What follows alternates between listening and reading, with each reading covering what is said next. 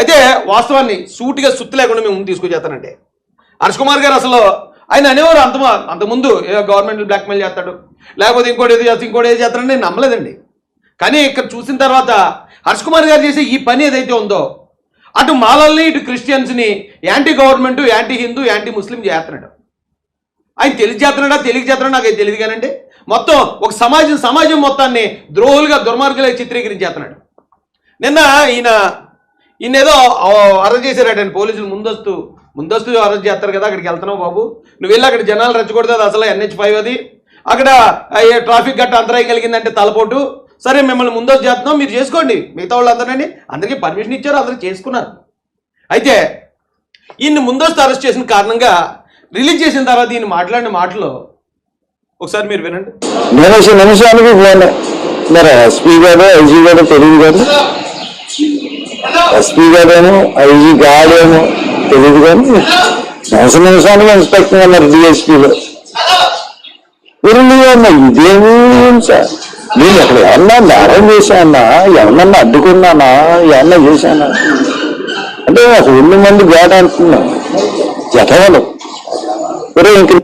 అంటే ఎస్పీ గారిని, ఐజీ గారిని గాడు ఎదవలో అనాల్సినంత అవసరం, అది కూడా ఈయన మాల నాయకుడిగా, లేదా ఒక క్రిస్టియన్ లీడర్గా, లేదా ఒక దళిత నాయకుడిగా వాళ్ళ పోలీసు అధికారులు తిడతా ఉంటే పోలీసు వాళ్ళు అందరూ ఎవరిని తప్పడతారండి? ఆ జాతిని కదా. అతను వెనకాల నేను పలానా కులానికి నాయకుడిని, పలానా మతానికి నాయకుడికి వచ్చానని ఇతను ఎలా నోరు పారేసుకుంటా ఉంటే ఆ వెనకాతలో ఉన్న ఆ కులాన్ని, ఆ మతాన్ని చిన్నచూపు చూడరా పోలీసు కానీ, ప్రభుత్వం కానీ, లేకపోతే ఇతర సమాజం కానీ? అంతలా మాట్లాడాల్సిన అవసరం ఏంటి? ముందస్తు అరెస్ట్ అనేది ఎక్కడన్నా ఉండేది? వేళ ఏమన్నా కొత్త ఎప్పుడు జరిగింది? వేళ జరిగిందా?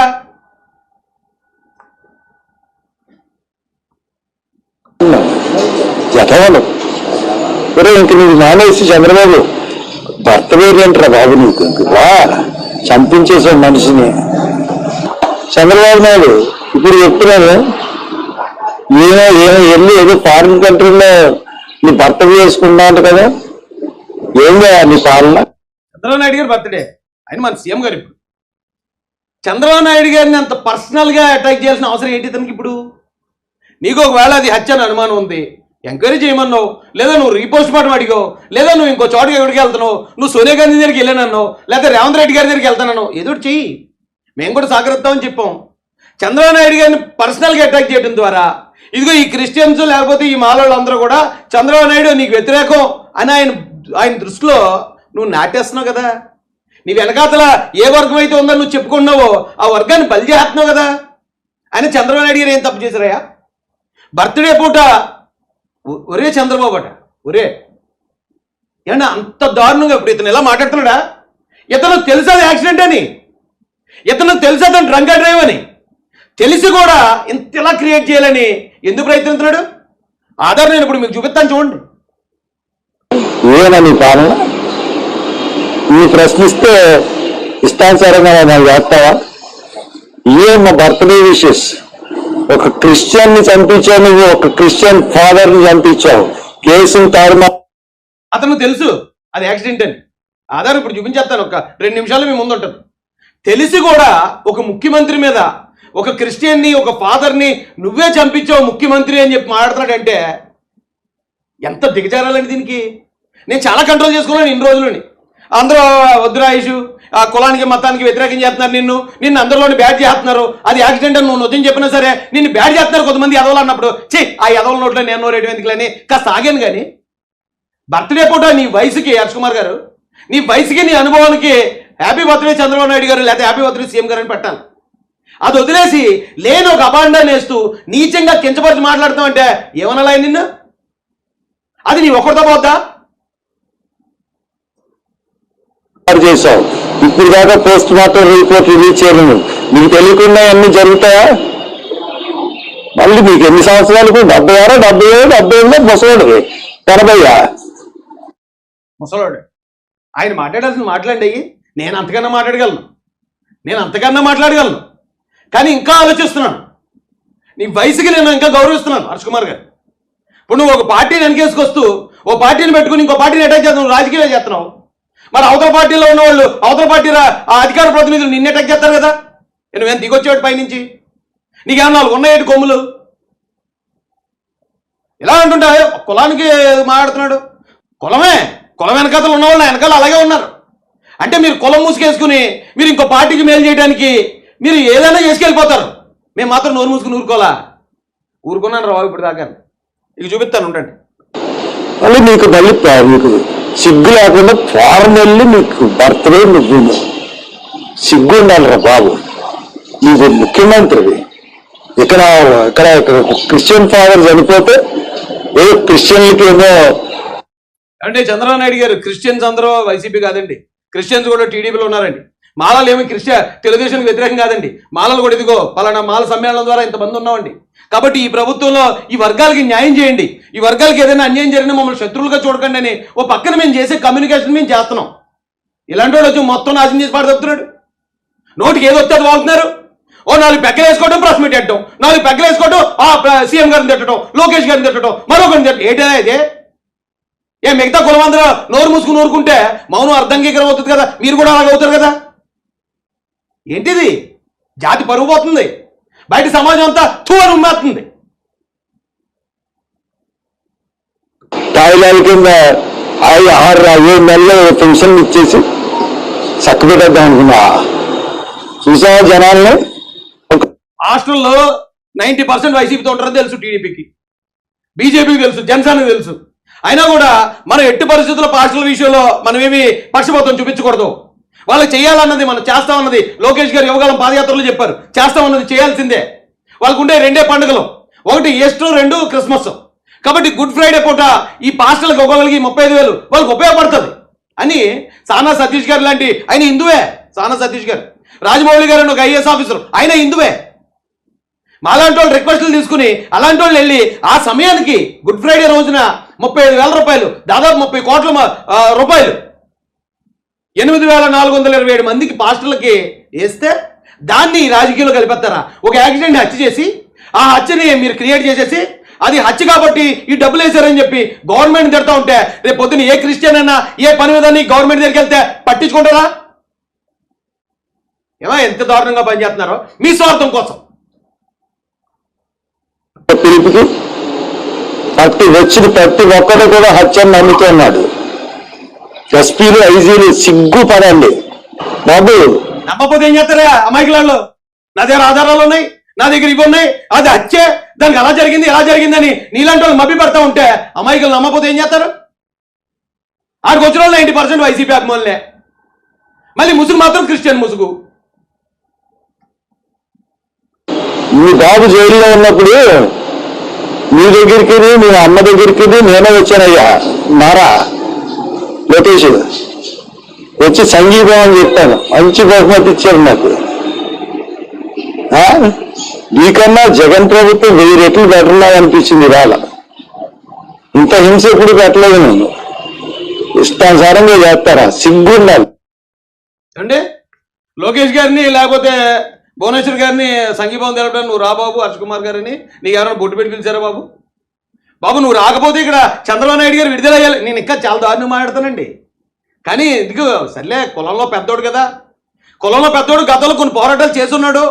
సరే, ఈ పోరాటం కూడా ఏదో రాజకీయ ఉనికి కోసం చేస్తున్నాడు అనుకున్నాం. కానీ మొత్తం జాతిని గవర్నమెంట్కి యాంటీ చేస్తున్నాడు, మొత్తం మతాన్ని గవర్నమెంట్కి యాంటీ చేస్తున్నాడు. ఇది జగన్మోహన్ రెడ్డి గారు బెటర్ కనిపించారు. మీకు జగన్మోహన్ రెడ్డి గారు బెటర్, నిజం. ఎవరో హర్ష్ కుమార్ గారు, మీకు జగన్మోహన్ రెడ్డి గారు చాలా బెటర్ అండి. నిజంగా మీరు జగన్మోహన్ రెడ్డి ఇదే పరిస్థితుల్లో జగన్మోహన్ రెడ్డి గారు కానీ ఉండుంటే మీరు అసలు ఇంట్లో నుంచి బయట రారు, నోరిప్పరు. ఒకసారి చూడండి, ఇలా ఉండే హర్ష్ కుమార్ గారిని ఇలా మార్చేసిన గొప్ప వీరుడు జగన్మోహన్ రెడ్డి గారు. ఇలా ఉండేవాడిని ఇలా మార్చేశాడు. అప్పుడు కూడా ఇలాగే బోర్డు మునిగిపోయింది దానికి సీఎం కారణం, బోర్డు మునిగిపోయి చచ్చిపోయింది దానికి సీఎం కారణం అని చెప్పి మొదలెడితే అదేమన్నా చంద్రబాబు నాయుడు గారు అనుకున్నారు. సరే పోన్లే, సరే ఎస్సీ నాయకుడు కదా, పోన్లే ఇంకోటి ఏదో చేస్తాడు కదా, సర్లే ఇలాంటి గవర్నమెంట్లో ఉన్నప్పుడు మామూలే కదా అనుకోవడానికి ఆయన ఏమి చంద్రబాబు నాయుడు గారు కాదు, అటు జగన్మోహన్ రెడ్డి. 150 రోజులు ఢిల్లీ వారిపోయి దాక్కున్నారు మీరు.